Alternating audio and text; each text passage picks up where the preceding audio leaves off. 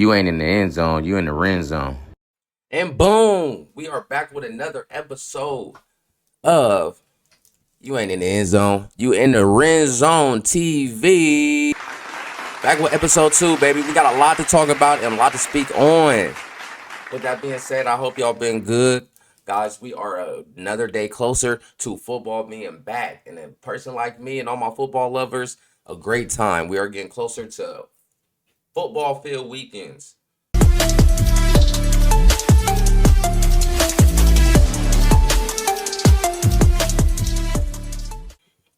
With it being closer to the schedule of week 1, we all know the process of certain things that happen to let us know that football season is almost here. One of that being the 53-man roster of all the teams is out. We do have some moves with practice squad or just releases that some people did expect. And then you have some things that happen that people knew was coming. Some people didn't know was coming. It's just a lot of mixed emotions around this times. You have fan favorites that get released that people don't like. You have people that were ready for these people to get released. All biasness with it. Beanie Bishop did get released from the Steelers. Later on, he did get signed to the practice squad. Mixed emotions about that. As a Steelers fan, I'll speak on that. Beanie had a great season last year. Me, honestly, I don't think that should have got done.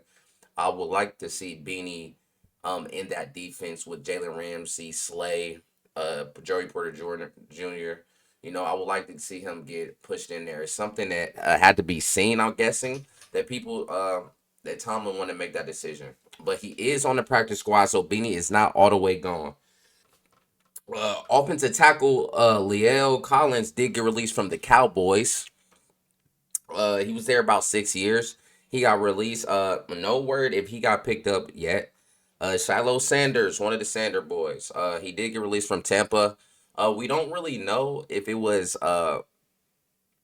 because of the little incident he had, the little fight, slap, or whatever that happened with the Bills, or if it was production. Like I said, a lot of things us fans don't see that these decisions get made in practice or anything like that. We do have Chapman, a defensive tackle for New York Giants, even after a strong preseason, was cut from that heavy in-depth defensive line that New York Giants have. Jelani Woods got tied in from the Colts, got released.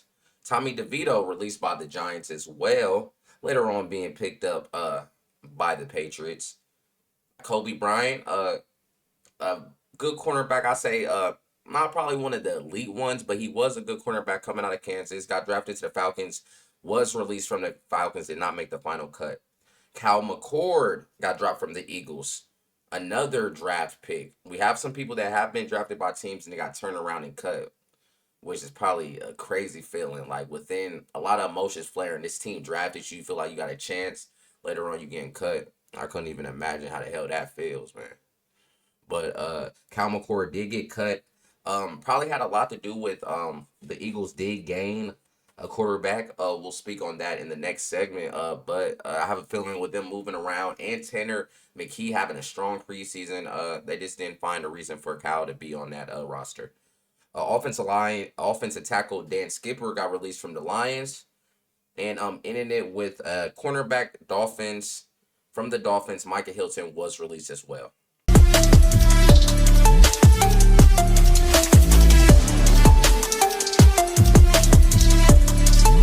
Now, time for the notable trades and pickups. We have a few of them, but I'm going to start off by saying I wanted to record this video. Actually yesterday. Today, I found some news that I'm happy I didn't record it, because we're going to start off by saying Micah Parsons is a Green Bay Packer. This is going to be by far the biggest trade that happened in this offseason. Micah got traded to the Green Bay Packers for 2 first-round picks and defensive tackle Kenny Clark. Us football fans, we saw this rodeo with Jerry with a lot of players he did, and we honestly, I'm going to speak for myself. I know somebody else is feeling like this, though.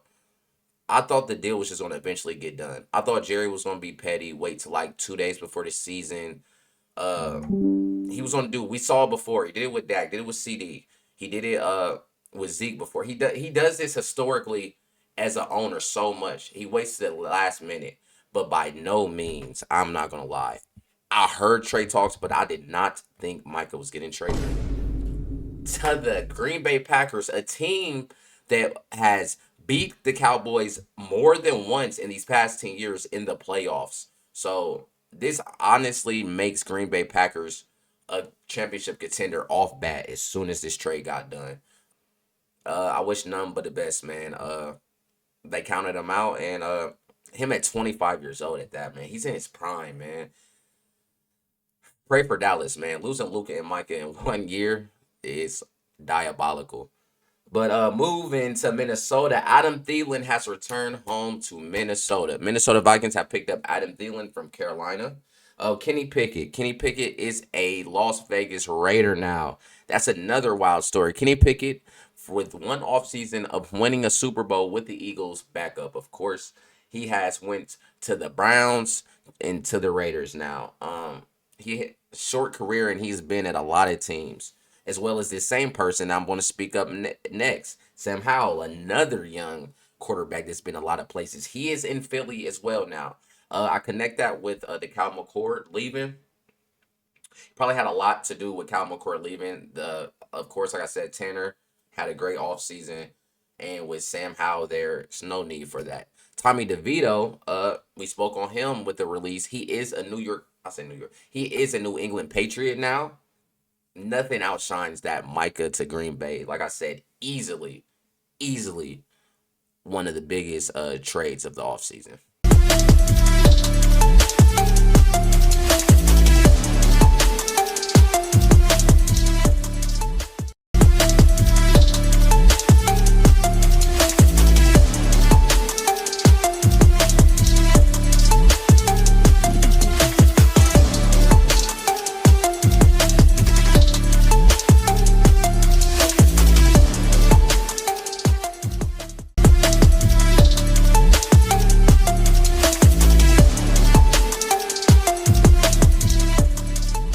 You guys, college football is right now exactly 2 days away.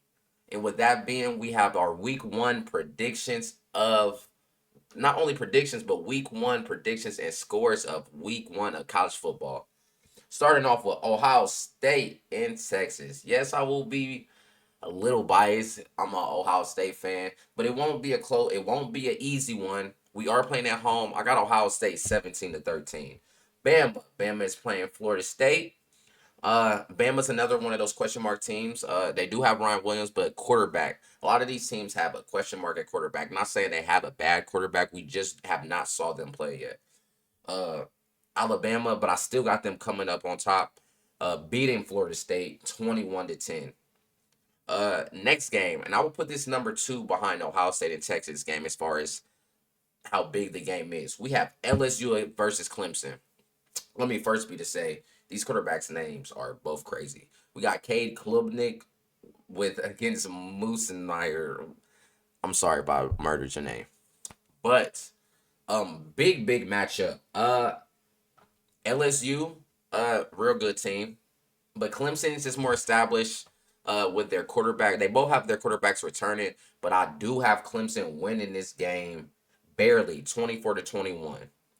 We have another big matchup. Miami Hurricanes with the new quarterback Carson Beck is playing his first game as Miami Hurricane against the defending losing championship team Notre Dame Fighting Irish. I do got Notre Dame winning this game. They're more established. Jeremiah Love. I'm not sure their quarterback. Another team with a question mark at quarterback. I still got them just winning. Pounding, grounding. They do have a good defense. I got Notre Dame winning 14-28.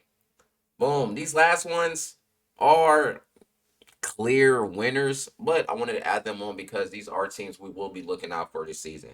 Boom. Georgia versus Marshall. I got Georgia obviously winning 48 or 56, either or. Marshall having 7, a blowout win. Penn State versus Nevada. I have Penn State winning 35-3. And last but not least, we have an upset alert. Tennessee versus Syracuse. I have actually Syracuse upsetting Tennessee, beating them 28-24. And that is your Red Zone Week 1 college football predictions. Woohoo! It's time for your dickhead of the week. Episode 2, Dickhead of the Week, goes to yours truly, Jerry Jones. Jerry Jones, I feel like, is making probably a big mistake that he will weep later on this year. Not only do I know that the Cowboys will struggle without Micah, their run defense was already horrendous. Getting rid of Micah, I actually think that Green Bay will be the ones to once again knock them out the playoffs if they do even make the playoffs, the Cowboys. But little bit back into why I picked Jerry Jones for the Dickhead of the Week. The way he handled Micah, not only the style of how he was speaking about it in interviews and showcasing all that, man's for a generational talent edge rusher. So that's one knock against why I would definitely put him for Dickhead of the Week and why he is. Two, what are you doing, man? Honestly, like, you're letting go of a generational talent. Yes, your offense, you got GP from us Steelers. Run game is a question mark. Your offense is good, but you literally become so much more significantly bad on defense that the offensive pickup of George Pickens honestly doesn't matter anymore. And with it all being on Jerry, how he decided, we got to blame it all on Jerry. How he handled it with Micah coming out saying he wanted to be a Dallas Cowboy. Anybody says that they obviously want to be there. For him to not be able to work it out, we're giving him that award of Dickhead of the Week. There we have it. Episode 2 of the Ren Zone, because you ain't in the end zone. I'm going to see you guys next episode where we will be speaking on the how close I was with the predictions. I feel a little good with some of them. Some of them I might be completely off.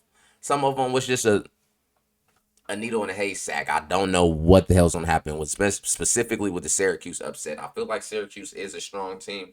Tennessee is like, so I feel like that will be an upset. Overall, I'll see you guys after these weekends. College football is here. Another round of applause for that. Make sure you guys like, comment, subscribe, and shit. I'll see you guys next episode.